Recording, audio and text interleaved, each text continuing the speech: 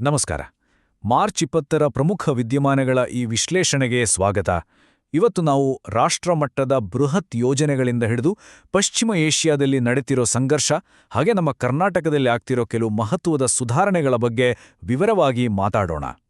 ಹಾಗಿದ್ರೆ ಇವತ್ತು ನಾವು ಏನೇನು ವಿಷಯಗಳನ್ನ ನೋಡ್ತೀವಿ? ಮೊದಲಿಗೆ ದೇಶದ ಆರ್ಥಿಕತೆಗೆ ದೊಡ್ಡ ಮಟ್ಟದಲ್ಲಿ ಬೂಸ್ಟ್ ನೀಡೋ ರಾಷ್ಟ್ರೀಯ ಯೋಜನೆಗಳ ಬಗ್ಗೆ ನೋಡೋಣ. ಆಮೇಲೆ ಇಡೀ ಪ್ರಪಂಚದ ಶಾಂತಿಗೆ ಸವಾಲಾಗಿರೋ ಅಂತಾರಾಷ್ಟ್ರೀಯ ಸಂಘರ್ಷವನ್ನು ಅರ್ಥ ಮಾಡ್ಕೊಳ್ಳೋಣ. ಕೊನೆಯದಾಗಿ ನಮ್ಮ ರಾಜ್ಯ ಕರ್ನಾಟಕದಲ್ಲಿ ಆಗ್ತಿರೋ ಹೊಸ ಆಡಳಿತಾತ್ಮಕ ಸುಧಾರಣೆಗಳ ಬಗ್ಗೆ ಗಮನಹರಿಸೋಣ.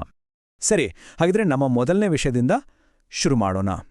ರಾಷ್ಟ್ರೀಯ ಯೋಜನೆಗಳು ನೋಡಿ, ಕೈಗಾರಿಕೆ ಮತ್ತು ಇಂಧನ ಕ್ಷೇತ್ರಗಳಿಗೆ ದೊಡ್ಡ ಉತ್ತೇಜನ ನೀಡೋ ಎರಡು ಮಹತ್ವಾಕಾಂಕ್ಷೆಯ ಯೋಜನೆಗಳಿಗೆ ಕೇಂದ್ರ ಸರ್ಕಾರ ಇತ್ತೀಚೆಗೆ ಗ್ರೀನ್ ಸಿಗ್ನಲ್ ಕೊಟ್ಟಿದೆ. ಏನದು ಯೋಜನೆಗಳು ಅಂತ ನೋಡೋಣ ಬನ್ನಿ. ಇದರಲ್ಲಿ ಮೊದಲನೇದು ಭವ್ಯ ಯೋಜನೆ. ಏನಿದು ಭವ್ಯ ಅಂದ್ರೆ ಭಾರತ್ ಇಂಡಸ್ಟ್ರಿಯಲ್ ವಿಕಾಸ್ ಯೋಜನೆ. ಹೆಸರೇ ಹೇಳೋ ಹಾಗೆ ಇದು ನಮ್ಮ ದೇಶದ ಕೈಗಾರಿಕಾ ವಲಯಕ್ಕೆ ಒಂದು ದೊಡ್ಡ ಶಕ್ತಿ ತುಂಬು ಗುರಿಯನ್ನ ಹೊಂದಿದೆ. ನೋಡಿ, ಈ ಭವ್ಯ ಯೋಜನೆ ಅನ್ನೋದು ಸುಮ್ಮನೆ ಹೆಸರಿಗಷ್ಟೇ ಅಲ್ಲ, ಇದರ ಹಿಂದೆ ಒಂದು ದೊಡ್ಡ ದೃಷ್ಟಿಕೋನ ಇದೆ. ಇದರ ಗುರಿ ದೇಶದಾದ್ಯಂತ ಕೈಗಾರಿಕಾ ಪಾರ್ಕ್ಗಳನ್ನ ನಿರ್ಮಿಸೋದು, ಅವುಗಳಿಗೆ ರಸ್ತೆ, ನೀರು, ವಿದ್ಯುತ್ನಂತಹ ವರ್ಲ್ಡ್ ಕ್ಲಾಸ್ ಸೌಲಭ್ಯ ಕೊಡೋದು, ಮತ್ತೆ ರಾಜ್ಯ ಸರ್ಕಾರ ಮತ್ತು ಖಾಸಗಿ ಕಂಪನಿಗಳ ಜೊತೆ ಸೇರ್ಕೊಂಡು ಇದನ್ನ ಕಾರ್ಯರೂಪಕ್ಕೆ ತರೋದು. ಇದೊಂದು ಕಂಪ್ಲೀಟ್ ನೀಲನಕ್ಷೆ ಅಂತಾನೆ ಹೇಳ್ಬೋದು. ಇಷ್ಟು ದೊಡ್ಡ ಯೋಜನೆ ಅಂದಮೇಲೆ ಅದಕ್ಕೆ ತಗೋಲೋ ವೆಚ್ಚ ಕೂಡ ದೊಡ್ಡದೆ.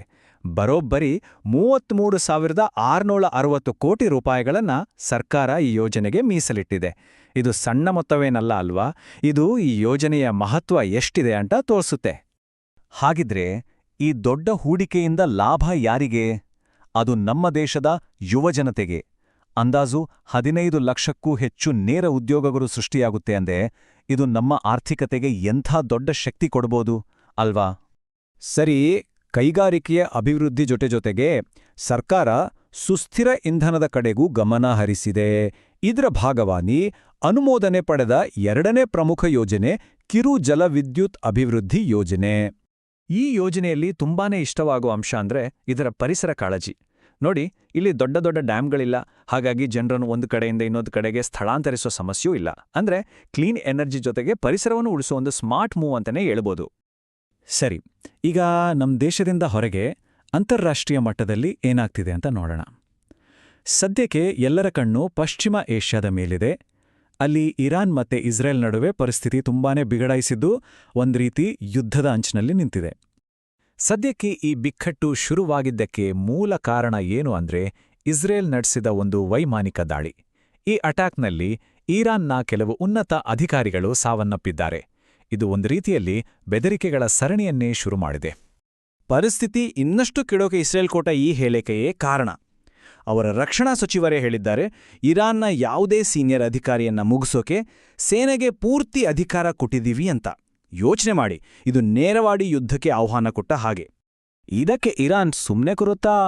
ಇಲ್ಲ, ಅವರ ಕಡೆಯಿಂದ ಬಂದ ಉತ್ತರನೂ ಅಷ್ಟೇ ಖಾರವಾಗಿತ್ತು. ನೀವು ನಮ್ಮವರನ್ನು ಮುಟ್ಟಿದ್ರೆ ನಾವು ನೇರವಾಗಿ ಇಸ್ರೇಲ್ನ ಹೃದಯ ಭಾಗಕ್ಕೆ ಕ್ಷಿಪಣಿ ಡ್ರೋನ್ಗಳಿಂದ ಅಟ್ಯಾಕ್ ಮಾಡ್ತೀವಿ ಅಂತ ಅವರ ಸೇನಾ ಮುಖ್ಯಸ್ಥರೇ ವಾರ್ನ್ ಮಾಡಿದ್ದಾರೆ. ಇದು ನಿಜಕ್ಕೂ ಅನ್ನೋ ದೊಡ್ಡ ಯುದ್ಧದ ಮುನ್ಸೂಚನೆನಾ?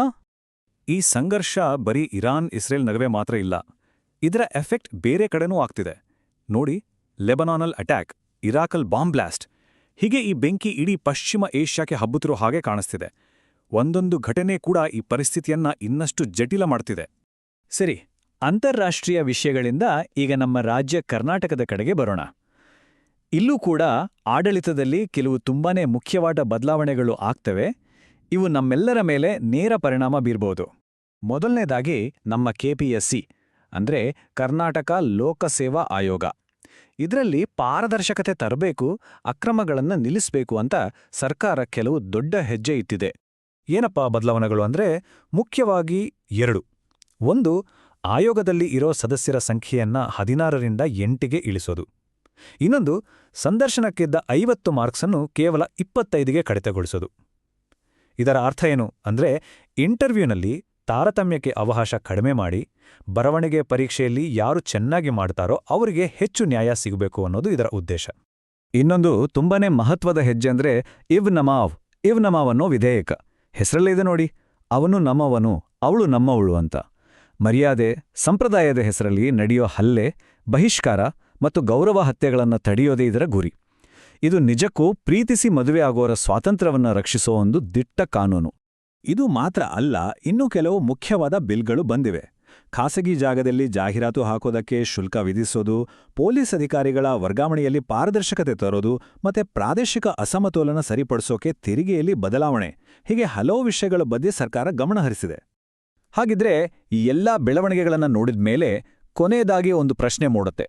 ಈ ಎಲ್ಲಾ ಯೋಜನೆಗಳು, ಹೊಸ ಕಾನೂನುಗಳು, ಸುಧಾರಣೆಗಳು ಇವೆಲ್ಲ ಕೇವಲ ಕಾಗದದ ಮೇಲೆ ಉಳಿಯುತ್ತಾ ಅಥವಾ ನಿಜವಾಗ್ಲೂ ಸಮಾಜದಲ್ಲಿ, ಜನರ ಜೀವನದಲ್ಲಿ ಒಂದು ಬದಲಾವಣೆ ತರುತ್ತಾ? ಇದರ ಬಗ್ಗೆ ಯೋಚನೆ ಮಾಡ್ತಾ ಇರಿ. ಮುಂದಿನ ವಿಶ್ಲೇಷಣೆಯಲ್ಲಿ ಮತ್ತೆ ಸಿಗೋಣ. ನಮಸ್ಕಾರ.